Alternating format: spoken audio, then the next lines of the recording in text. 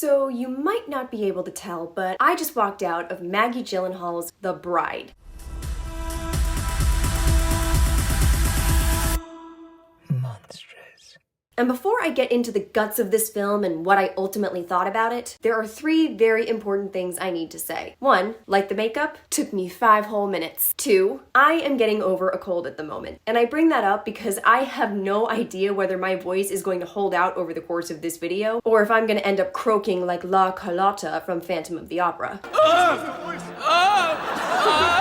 I figure this is a safe space to drop some references to classic monster stories. Now, full disclosure, I'm fine. I am well over the hump of whatever bug I caught, but when my voice goes, it takes forever to come back. So apologies in advance. I hope I don't sound too much like a record being scratched. And number 3, no matter what else I have to say about The Bride, it is a better film than Emerald Fennell's Wuthering Heights. I've only had my YouTube channel for a couple of months, and I feel like I've spent a good portion of it dogging on that film in one way or another, which is not my primary mission. It just so happens that the film came out around the time I started posting videos, which are mostly about literature, and Emily Bronte's novel is one of my favorite Gothic stories of all time, so I guess it was a bit of a collision waiting to happen. And of course, here I am talking about it yet again. But in my opinion, it's almost impossible not to compare these 2 films for a multitude of reasons. They're both based on classic pieces of 19th century literature written by women, both tell tales of unconventional romances, both are written and directed by women filmmakers, and they came out less than a month apart. So if nothing else, people are going to be comparing their box office results, unfortunately. Now, I made a whole video talking about Fennell's Wuthering Heights, which you can check out in its entirety. I'll link it in the description here if you'd like to hear my full thoughts on it. But to more or less sum it up, I thought it was schlocky, anti-feminist garbage that underneath its perfume ad cinematography had absolutely nothing to say. The Bride, on the other hand, is not schlocky. It wears its feminism like a tattoo across its forehead, and it's definitely not garbage, but it is a mess. Let's dive in. The film starts out with the ghost, spirit, or some kind of manifestation of Mary Shelley herself, the author of Frankenstein, on which The Bride of Frankenstein is based, played by none other than Jessie Buckley, who of course also plays the titular character. She talks directly to the audience about never having written the story she always wanted to before she passed away, and then proceeds to literally possess the body of a young woman named Ida living in 1930s Chicago, who as soon as we meet her starts speaking in Mary Shelley's voice, or rather Mary Shelley is speaking through her. This is much to her confusion, as well as everyone else around her, including the audience, who all think she's either drunk or having a psychotic episode. This all ultimately escalates in her falling down a flight of stairs. Interesting choice of words there.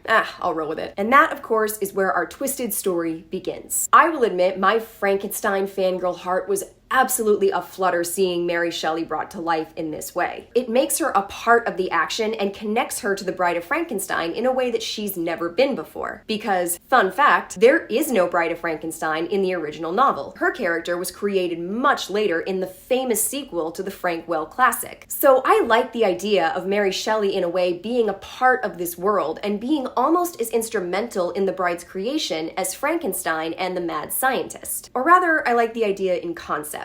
In fact, most of The Bride is absolutely brilliant in concept, but not so much in execution. To fast track through the rest of the setup, or I'm gonna try, we are then introduced to Frankenstein's monster, played by Christian Bale, who has been alive for over 100 years and is desperately lonely due to his appearance and the very nature of what he is. As in the original story, he wants a companion, someone reanimated or reinvigorated like himself, who will understand him and not be reviled by him. So he seeks out a scientist named Cornelia Euphonius, played by Annette Bening, convinces her to help him, and the two end up digging up the body of a woman to be his bride. That woman, of course, being Ida. Now, upon reawakening, Ida has no memory of her past life, but she does maintain her punk girl energy and still occasionally has moments where Mary Shelley seems to speak through her. It almost comes across like a verbal tic, where she'll suddenly switch right out of her Chicago accent into a very husky, posh British accent. And even she doesn't understand why she's doing it. Why are you talking that way?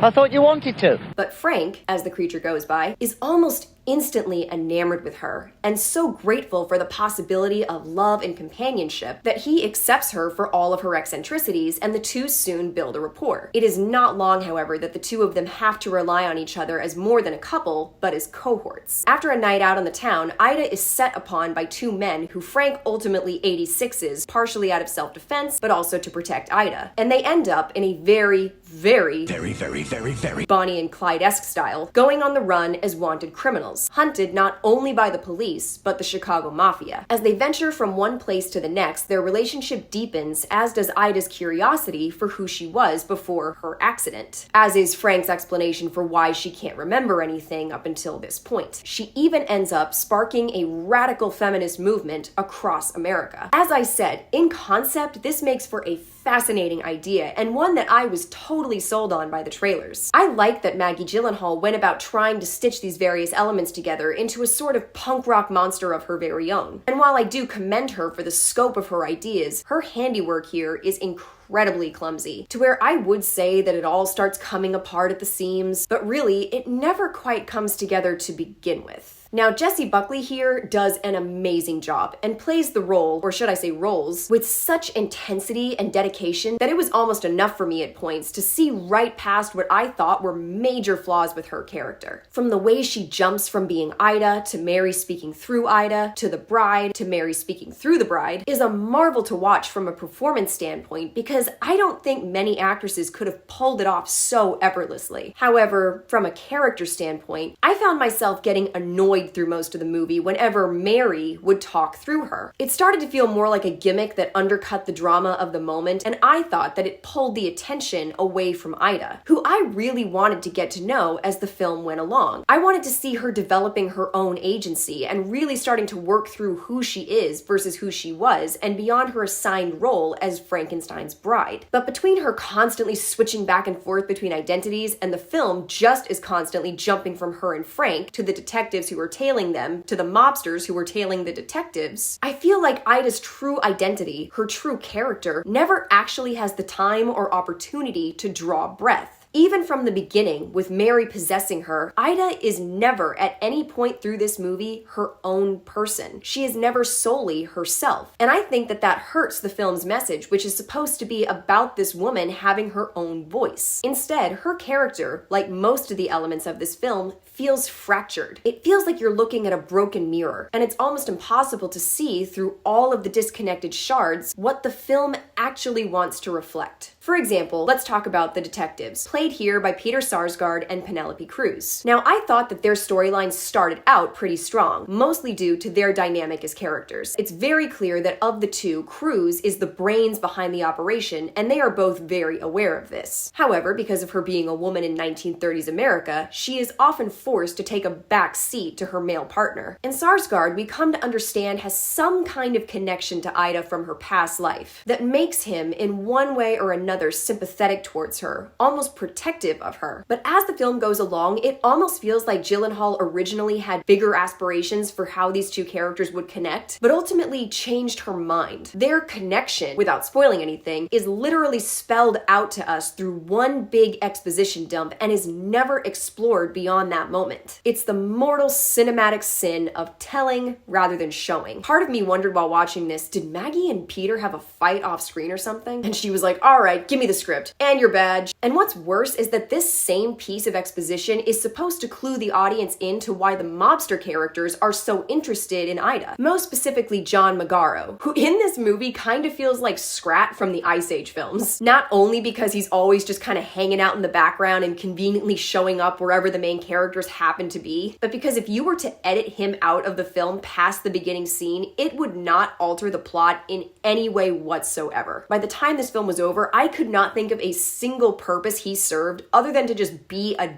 head who is not only sexist and sniveling, but also cheats on his wife. Did I just smudge my makeup? In fact, that whole mob storyline could have been cut, and by doing so, Gyllenhaal would have freed up some screen time to where the focus was more squarely planted on Ida and Frank and the detectives, which I really think would have helped. Not to mention, she could have actually had time to explore the whole thing of Ida spurring a social movement where suddenly all across America, women are putting on her face makeup and taking to the streets to say something feminist-ish. I don't know. The movie doesn't go into it. We get a maybe 20-second montage, if I'm being generous, of women staring at the camera with the black splotch on their cheek, and that's it. Remember how in Joker, after Arthur Fleck puts on the mask, he ends up igniting this anarchist movement that creates chaos around the city, and at the end comes back to save him as their figurehead? It's exactly like that, but if after their first appearance, they were never seen again. In a white room with black curtains near the station. Black They just drop it entirely and it never comes back, at least not to further the story in any way. And that is this movie's biggest problem across the board. I've seen lots of interviews with Maggie Gyllenhaal where she talks about wanting to make a film where the Bride of Frankenstein was actually given a voice and a perspective of her own. But unfortunately, that very simple and very worthy message gets buried under the weight of so many vestigial plot points that don't get the exploration they need to feel justified. They should all serve to add substance to the central theme, but instead, they're all yanking the audience in so many directions, like Chrissy being yanked around by the shark at the beginning of Jaws. To where at the end, after you've reoriented yourself, you come away not feeling like you've gotten to know your main character. As I sit here now, I can't tell you a single thing that I learned about Ida in the 2 hours that I spent with her. I don't know what she stands for, what motivates her, what she wants, or who she is. I can't remember.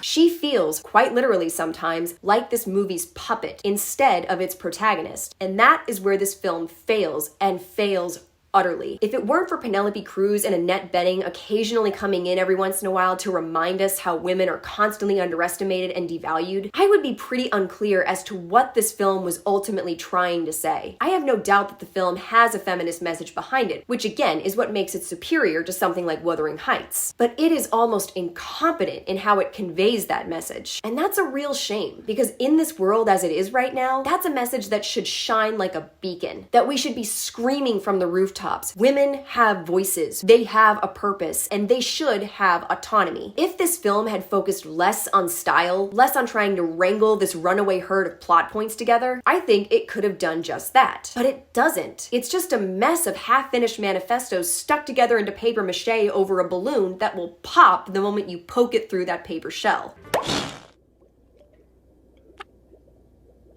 It popped. I wanted to love this movie, and I am so sorry, like I actually feel apologetic, to have to sit here and say that I didn't. And I don't want to pretend like it doesn't have any good aspects to it. All around great performances, especially from Jessie Buckley and Christian Bale, beautiful cinematography, and gorgeously composed camera shots. But as far as the story goes, this needed several more drafts before it was complete. I can see where films like Bonnie and Clyde, Poor Things, Joker, and even True Romance inspired Gyllenhaal for what she was going for. But at the end of the day, it just makes me want to watch all of those movies because they all stand so firmly on their own 2 feet, while this film just flounders under its own weight. It was not a complete disaster, and it didn't make me angry, but I was disappointed. Like I was watching an experiment going horribly awry. One where all of the ingredients were there, but they didn't get the chemistry right to make it fire. But I'm starting to belabor my point, so I'll just say that I love Frankenstein with every bit of me, and I don't think that Maggie Gyllenhaal misrepresents it in any way. And I respect her enough as a filmmaker to where I'm curious what she will do next. But in the meantime, thank you so much for joining me on this review. If you enjoyed this video, please leave a like. And if you really, really like this video, then hit that subscribe button and support my channel so I can continue to rave and rant about movies until my voice literally gives out. Feel free to leave a comment if you agree on my take or if you totally and completely disagree. I am open to all perspectives, just please keep them respectful. Thank you again, and good evening.